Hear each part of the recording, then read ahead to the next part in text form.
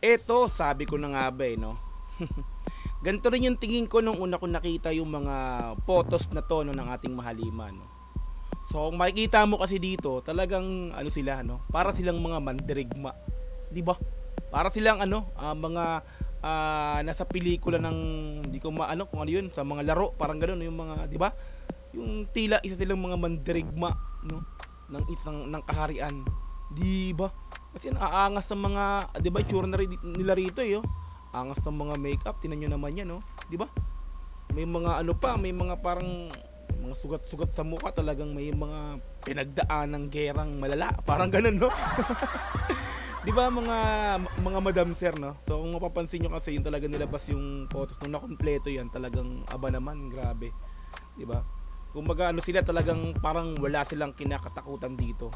So parang nangyayari dito is kaya naming labanan lahat ng mga, kung may kalaban man kami, kaya naming tapatan. Parang mga ganun, no? Diba? Ganun yung lumalabas dito. So eto, bali nakita ko sa homepage ng YouTube ko to. So syempre parang sabi ko, ayos to, ha, diba? So in-upload ni P-Pop Insider, no? Actually si P-Pop Insider isa rin talaga to sa gumagawa ng gantong videos na maganda yung pagkaka-edit, talagang nag-ano siya, diba, about sa SB19 sa ating Mahalima. Okay, so this comeback is a war cry of SB19, no? Detailed analysis, P-Pop Insider. Alright, so naka-upload sa channel ni P-Pop Insider na mayroong 7.77 thousand subscribers, no? Hindi pa pala ako nakapag-subscribe dito. Pero anyway yan, so mamaya after nating panoorin, syempre, subscribe natin to si P-Pop Insider. At the same time, syempre, like natin yung pinaka-video. Okay, so meron na po itong 10,025 views, no? Sa loob ng 21 hours pa lamang. So bago lang to, kaka-upload lang. Okay, yan. So kung gusto mo rin tong panoorin din ng dire-diretso, syempre, nasa description yung pinaka-link yan, i-click mo yan para direktang makapunta ka sa video na to. Mapanood mo nang walang cut this time kasi reaction video, kaya bahagyang ikakat-cut natin to.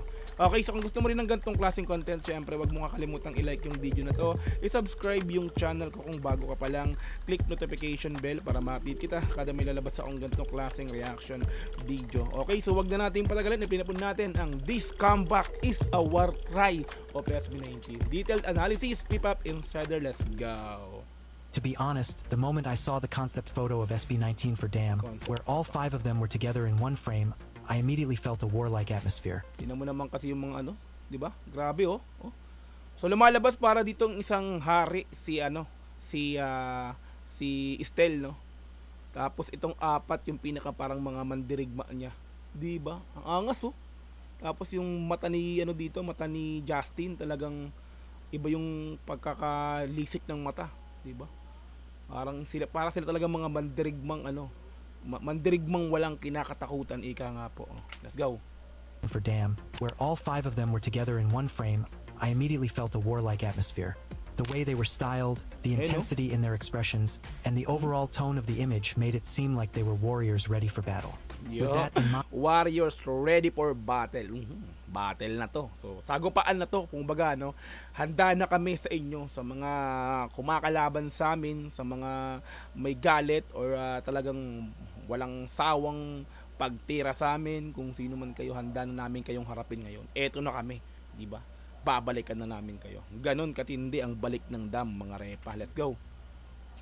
And the overall tone of the image made it seem like they were warriors ready for battle. With that in mind, here's my interpretation of their roles based on the concept photo. Stell, dressed in a clean and striking outfit, stands out as the central figure in the image. His presence radiates authority and regality, which makes me believe that he represents the king. The king is often the core. So para siyang king. Yeah. Yung lumalabas dito, siya yung pinakang king dito, si Estel. Diba? May pa yung ganto niya, diba? Sa mga yung mga ganto mga warriors, kumbaga. Authority and regality, which makes me believe that he represents the king. The king is often the core of any kingdom, symbolizing both strength and wisdom. Stell being para ding diba yung pelikulang yung pelikulang sumisigaw ng au diba ganun. Diba mga pelikula yan. So basta yun, tuloy. Is often the core of any kingdom, symbolizing both strength and wisdom. Stell being at the center of this war-themed imagery suggests that he is the leader who holds everything together. If Stell siya ngayon yung leader dito, sa Dam. So si Pinuno pa rin siya as SB19. Pero this time ito, 'di ba, sa dam, parang nangyayari, lumalabas dito ang pinakang leader ngayon dito isa si Estelle na, no. Siya yung pinakang may suot na parang nakaputi, tapos ano, 'di ba? So siya yung bukod tanging kulay, kumbaga, parang ganun. Let's go. Center of this war-themed imagery suggests that he is the leader who holds everything together. If Stell is the king, then Justin is the visionary or the strategist, the one who carefully plans every move. Kumbaga, ito yung pinakang parang kanang kamay, hindi, kaliwa pala. Pero anyway, so ano siya, yung parang tagapagsalita si Justin dito, no? Si Justin ang tagapagsalita, sige, ganto ganyan, parang busy, no? Parang busy siya dito na parang busy presidente, mga ganun, di ba? Siya yung parang ganun, no? Kumbaga, kumbaga, utos niya, tapos utos ni Stell, tapos si ngayon yung mag-a-approve, magasabi sa pangkalahatan, no? Ganto ganyan ang sabi ng ating mahal na hari, parang ganun, no? Ganun si dito si Justin. Is the king, then Justin is the visionary or the strategist, the one who carefully plans every move before they engage in battle. His piercing white eyes in the photo give off an aura of deep foresight, as if he sees beyond the present and into the future. A visionary leader is crucial in war, as they guide the soldiers, ensuring that every attack and defense is well calculated. Visionary leader nga, diba? Tulad nga sa mga gantong pelikula, sa gantong mga movies, no? Meron tagapagsalita. Ganito yung pinapasabi ng ating hari, so ganito yung gawin nyo. Diba? Sasabihin niya yon doon sa pinakang parang hepe naman ng mga sundalo, ng mga pinakang parang kapitan ng sundalo na kasundaluhan, diba? O ganito yung pinapasabi, pinapa ng ating mahal na hari, ganito raw ang gawin. Sasabihin ngayon nitong ni Justin dun sa mga sa kapitan nga, tapos sabihin ng kapitan sa kanyang mga kawal, ganito gawin natin, ganun yung nakikita ko rito. In war, as they guide the soldiers, ensuring that every attack and defense is well calculated. In every battle, there are warriors who fight on the front lines. In this case, Pablo, Josh, and Ken take on the roles of soldiers, each one representing a different type of warrior with distinct fighting styles and personalities. Out of the three, Pablo is the one who exudes a sense of calm and control. His steady expression makes it clear that he is the leader of the soldiers. In war, leader din. Kumbaga sila may mga kanya-kanya silang parang ganun, may kanya-kanya silang katayuan, no? Sila yung leader, kumbaga leader sila nung mga kawal nila, parang ganun, no? So may mga sila parang sila yung mga opisyales, kumbaga opisyales, si Pablo, si Josh at saka si Ken, di ba? Tapos si Justin yung pinakang tagapagsalita ganto ni Estelle, sa mga tagapagsalita ni Estelle, si Justin nila, tagapagsalita ni Estelle si Justin.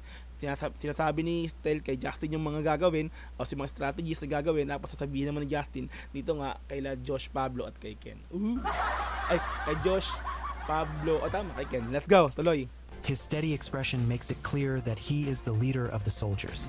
In war, a commander must remain composed to strategize and give orders effectively, and Pablo's demeanor perfectly embodies that role.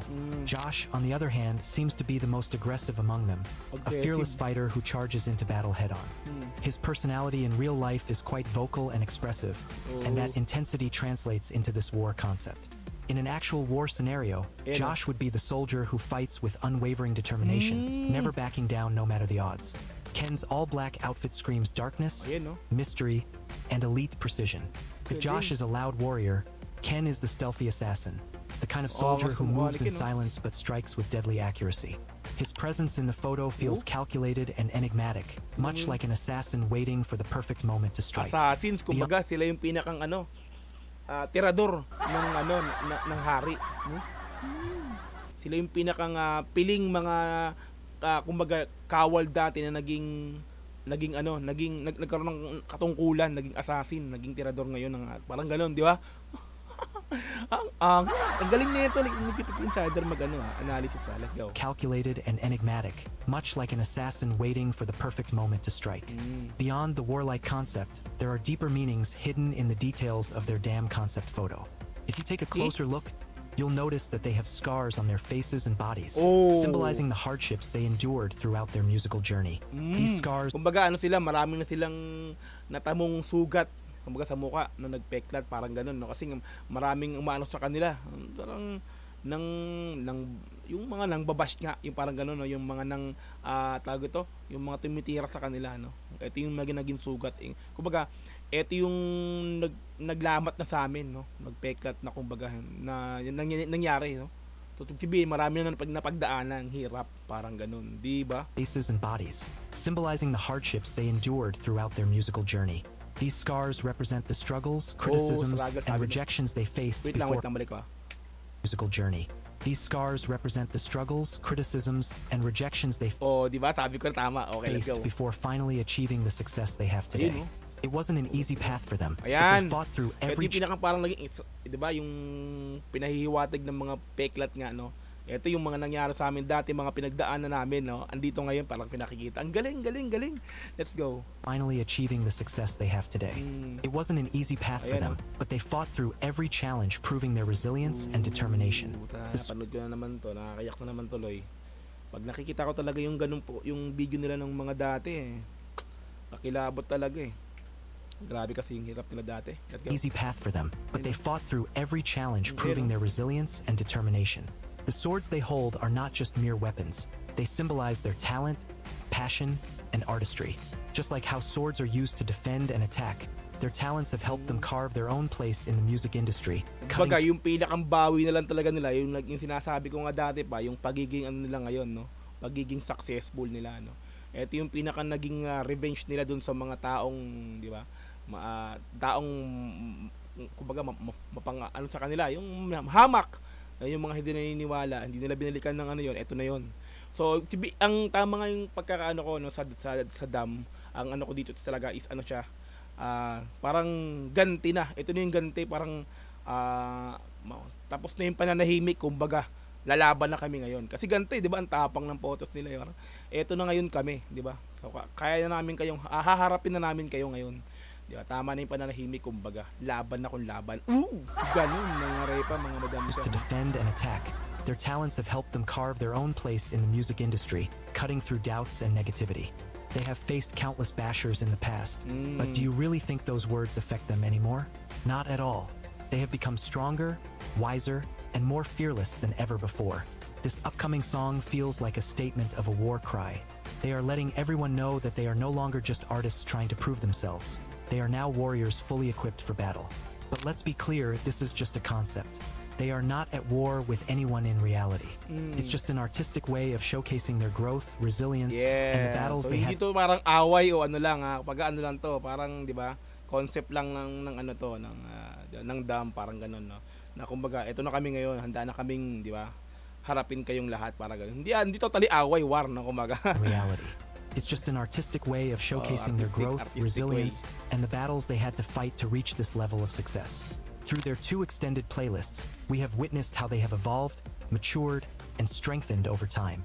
And now, the song Damn is another testament to that growth, proving that SB19 can conquer anything. If you've been following their journey for a long time, you better prepare yourself because this new era is going to be more powerful than ever. SB19 is no longer just a group trying to make a name for themselves. They are a force to be reckoned with. Alright, solid, no? Ang galing, P-Pop Insider. Tapos na pala, no? Okay, like natin to, subscribe natin, P-Pop Insider. Diba, mga madam sir, no? Ang angas. Diba? So, pinapakita nila talaga dito na eto na. Handa na talaga kaming lumaban. Lumaban kumbaga, no? Humarap sa inyo, ba? Iba na yung angas na ipapakita ngayon ito. Kumbaga, new era nga, ano? Parang marami kayong magugulat ngayon sa pagbabalik nito ng SB19, no? Damn. Kumbaga, eto na, ilalabas na namin yung mga parang kakaiba, parang ganun, no? Di ba? Yung hindi nyo inaasahan sa SB19, sa Mahalima, ito na, ilalabas na namin. May sagot na lahat, no? Sa mga, yun talaga nakikita ko rito, sa dam na to, Kumbaga, may, yung pasimpleng balik ngayon sa mga tumitira, di ba? Nang-hate, nang babash sa Mahalima, ito na yun. Yeah. Talagang makikita na natin talaga yung kung ano talaga sila dito, di ba? Kumbaga new era nga, di ba? Bagong kami, parang ganun. Solid yan, abangan natin. Nakaka-excite, malapit na, ilang araw na lang. Alright yan, so kung gusto mo rin din tong panoorin ng dire-diretso, syempre sa description yung pinaka-link yan, i-click mo yan para direct na makapunta ka sa video na to. Mapanood mo nang walang cut this time kasi reaction video syempre, kaya kinat-cut natin to. Okay, so kung gusto mo rin ng ganitong kasing content, syempre wag mong kakalimutang i-like yung video na to, i-subscribe yung channel ko kung bago ka pa lang, click notification bell para ma-update kita kada may lalabas akong ganitong klaseng reaction video. Hanggang sa muli, marami pong salamat. This is Dog TV, peace and I'm out. Yeah.